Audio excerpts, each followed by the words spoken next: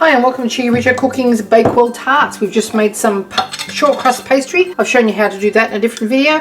We are going to line a cold pie maker. With that, drop in a teaspoonful of strawberry jam or any jam that you like. Nice bright coloured jam is always very nice. And then we're going to top it with our frangipane mixture or our almond cream. Now this is really simple. Once this is cooked, we are just going to cover that with just runny icing or glaze. We're going to spread this out because we want to get to the edges and we don't want our jam to get out. If you don't have a pie maker, you can do this in the oven in little patty pans, but this is a really simple way to make a very traditional and delicious dessert in about 8 minutes. Now, we've actually made this pastry and I'll show you how to do that in a different video, but we've made a whole bunch of them which will freeze very easily, and you can just pull them out and do them at a moment's notice. So close that, 8 to 10 minutes, we'll come back and take those out. Okay, after about 7 or 8 minutes, our Bakewell Tarts are beautifully cooked, golden all over. Now they're going to have icing on the top of them, so don't worry too much about the fact that they don't have any browning on top. And we just remove them now, allow them to completely cool, and then we're going to ice them with just some vanilla glaze.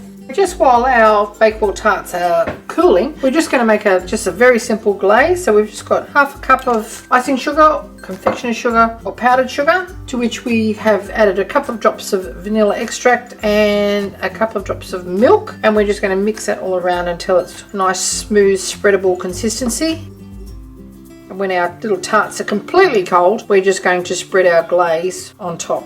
So it's all mixed in, we just put it to one side. And it takes a few minutes. You don't need a mixer or anything for this. It's only a very small amount. You just put that to one side. So cooking, we've got our Bakewell Tarts here. We're just going to spread our icing on top of that and pop a glacé cherry or glazed cherry on top.